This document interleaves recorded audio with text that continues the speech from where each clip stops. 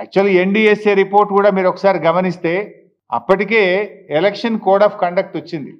Kaleshwaram incident, Medigadda incident జరిగిన రోజు మేడిగడ్డకు పిల్లర్లు 2 కుంగిపోయిన రోజుకు అప్పటికే మోడల్ కోడ్ ఆఫ్ కండక్ట్ ఈ రాష్ట్రంలో అమల్లో ఉంది.